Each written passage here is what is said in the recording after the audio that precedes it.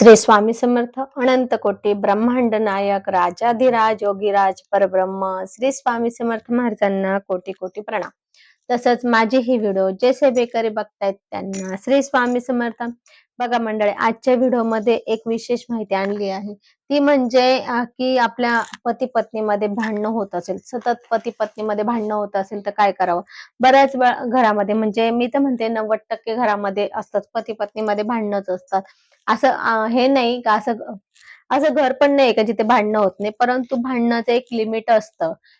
कुठे खूप असतात, कुठे थोडके असतात। नॉर्मल तो होतच असतं, प्रत्येकाच्या घरात होत असतं। म्हणजे भांडणाशिवाय घरच नसतं पती पत्नीचं। परंतु जर जास्त भांडणं होत असेल आणि आपण खूप वैतागलो असेल त्या भांडणाला, तर त्याच्यासाठी आज आपण सेवा आणली।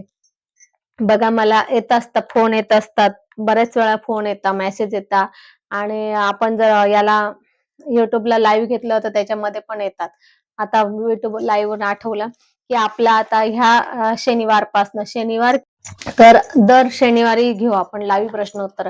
आता मागे चालू केले होते, म्हणजे मागे होते माझे, परंतु काही कारणास्तव मध्ये बंद पडले होते।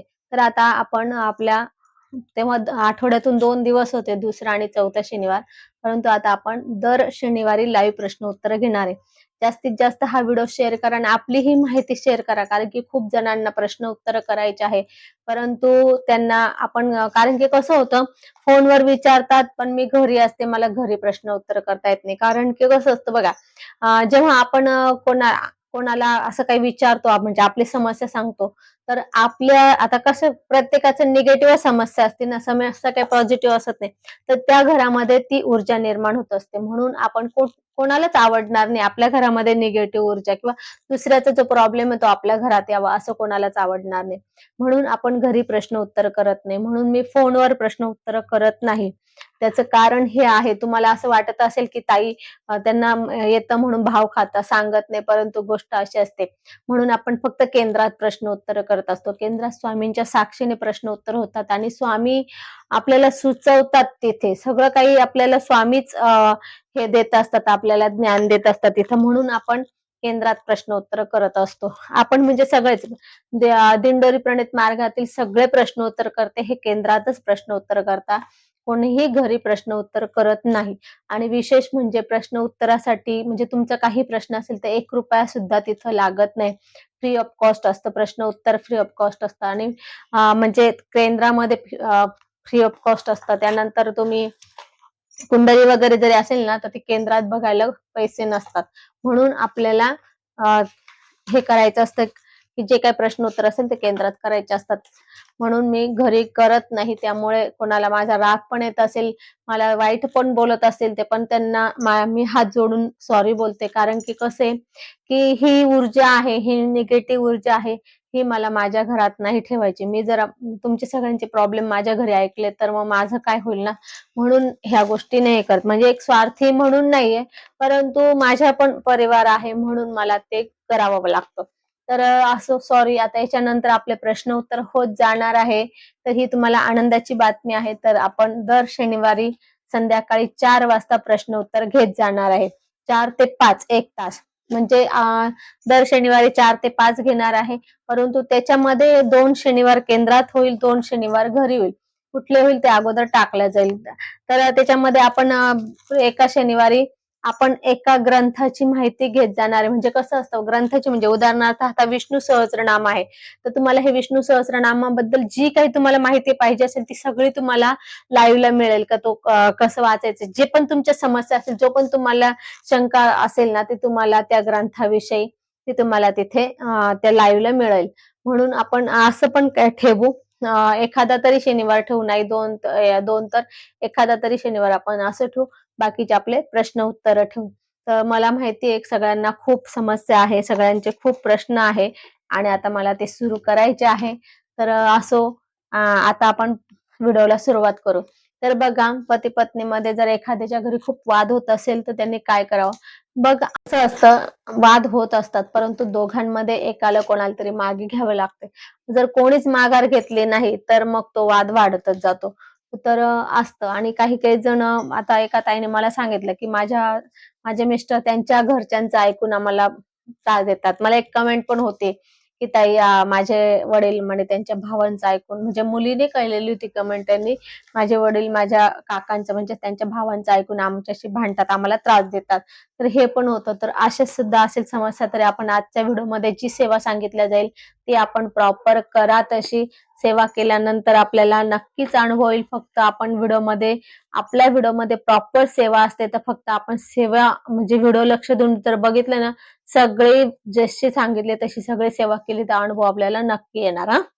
तर चला आता सांगते सेवा काय. बघा आता काय करायचं, पहिले सगळ्यात पहिले आपण पती असेल किंवा पत्नी असेल, ज्यालाही वाटत असेल आपल्या घरात भांडणं होऊ नये, दोघंही करू शकतात ही सेवा. तर पहिले आपण स्वामींना नारळ, खडीसाखर, अगरबत्ती घेऊन जायची आणि एक फूल आणि ₹1 नाणं स्वामींना घेऊन जायचं, स्वामींना व्हायचं आणि स्वामींना सांगायचं की स्वामी अशा अशा कामासाठी मी अशी अशी सेवा करते, माझ्या सेवेला यश द्या, माझ्या घरात सुख शांती लाभू द्या, माझ्या घरात जे भांडणं वादविवाद आहे हे मिटू द्या, असं स्वामींना सांगायचं. नंतर कालभैरवाला जायचं. कालभैरवाला जायचं. कालभैरवाला पण जाताना नारळ, खडीसाखर, अगरबत्ती, ₹1 नाणं आणि फुल असं घेऊन जायचं कालभैरवाला पण. कालभैरवाला पण तेथे व्हायचं, हातात घ्यायचं काल ते सेवा म्हणजे नारळ वगैरे, आणि कालभैरवाला पण सांगायचं माझ्या घरातले जे काही वादविवाद आहे हे मिटू दे आणि माझ्या घरात सुख शांती लाभू दे. आणि मग नंतर ते नारळ सेवा जे आपण आणले, नारळ, खडीसाखर, अगरबत्ती, ते कालभैरवाला व्हायचं आणि मग तिथे 11 वेळा कालभैरव अष्टक वाचायचं.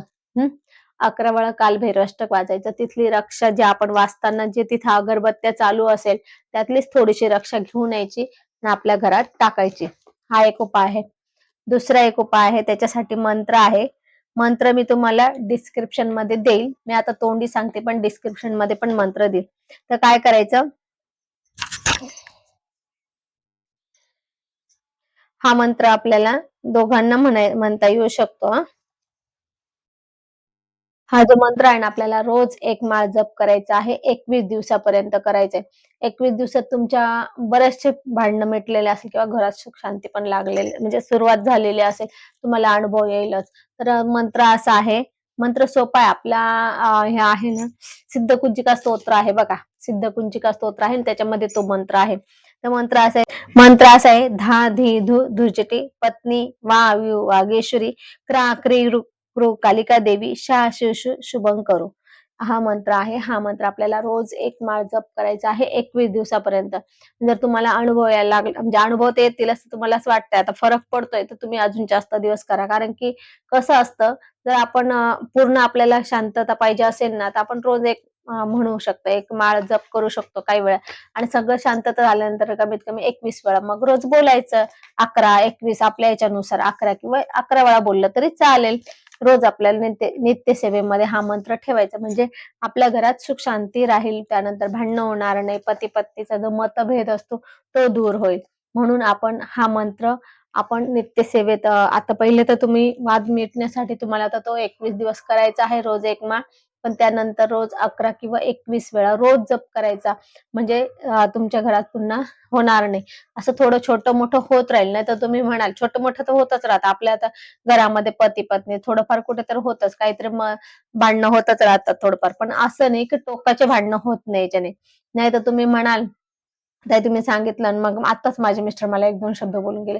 आता मला असं झालं, असं नाही. तर ते होणारच थोडंफार असं नाही. म्हणजे मी पूर्ण असं म्हणते 100% जाईल. कारण की असा माणूस आहे तो. माणसाकडनं चुकी होणार, आपल्याकडनं चुकी होणार, समोरच्याकडनं चुकी होणार. आपल्याला राग येणार, समोरच्याला राग येणार, थोडंफार होणार. परंतु जे काही नेहमी सारखे होत असतात ते होणार नाही. म्हणून आपण हा मंत्र रोज एक माळ जप करा. आता पुन्हा मंत्र सांगते. धा धी धू धुर्जटी पत्नी वागेश्री क्रा क्री कृ कालिका देवी शा शु शुभं करू. असा मंत्र आहे तो.